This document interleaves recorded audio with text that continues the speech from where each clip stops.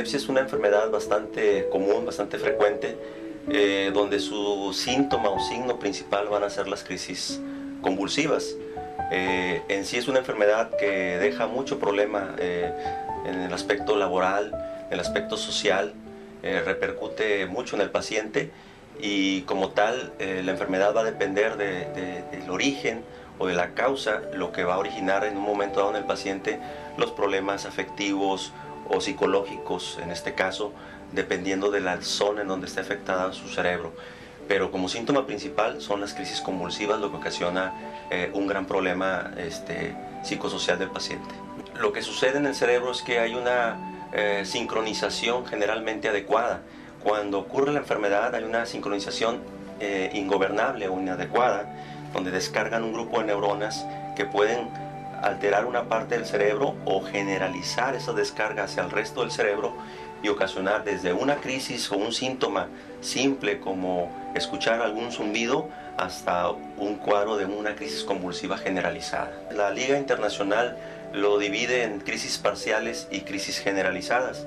Las crisis parciales se van a clasificar también dependiendo si pierde o no el estado de conciencia el paciente. La generalizada tiene su clasificación también y las dividimos en las ausencias, las crisis mioclónicas, las tónicas, las atónicas y la crisis tónico-clónico generalizada o gran mal. Todavía en nuestro país no se entiende bien lo que es la enfermedad. Se piensa que todavía sigue siendo alguna cuestión de estrés del paciente, de ansiedad, o se van al extremo y lo consideran como que si fuera una situación, un mal de nacimiento necesariamente, y que va a quedar así toda la vida con las crisis, incapacitado. Si hay un malentendido en cuanto a la enfermedad. Poblaciones, digamos, donde hay una pobre prevención en la cuestión del nacimiento, puede ser por daño perinatal, principalmente, puede ser por traumatismos craneales en el paciente joven o el adulto, y en pacientes mayores está lo que es la enfermedad vascular y las enfermedades degenerativas. En general, esas son las principales causas y dependiendo de la edad es la etiología. En niños, problemas perinatales, y en adultos, las enfermedades degenerativas o vasculares. La crisis convulsiva o epiléptica va a depender del sitio de localización donde se genera la actividad eléctrica, en este caso anormal. Va a depender, dependiendo de la localización, los síntomas. Puede ser desde un síntoma auditivo inicialmente, o un síntoma, una percepción, una alteración en la percepción, o una sensación emocional, y después se puede generar una desconexión. Pero hay pacientes que no avisan la crisis y viene una crisis generalizada, inclusive. Hay diferentes tipos de crisis epilépticas, entonces va a depender del tipo también de edad, del grupo de edad o el tipo de epilepsia, lo que va a generar los síntomas.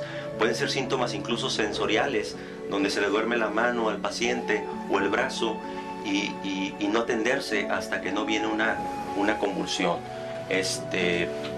Hay síntomas afectivos que ocurren en cuestión de segundos a minutos y que el paciente se desconecta y el familiar no sabe en este caso que el paciente está teniendo una crisis en ese momento.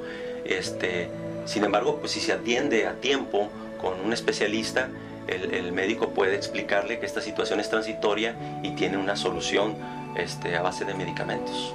Esta enfermedad se puede controlar, se puede incluso a veces en casos de difícil control resolver el problema si así lo necesita el paciente, si hay alguna lesión que pueda en un momento dado oportunamente operar o retirar esa lesión para mejorar la condición del paciente.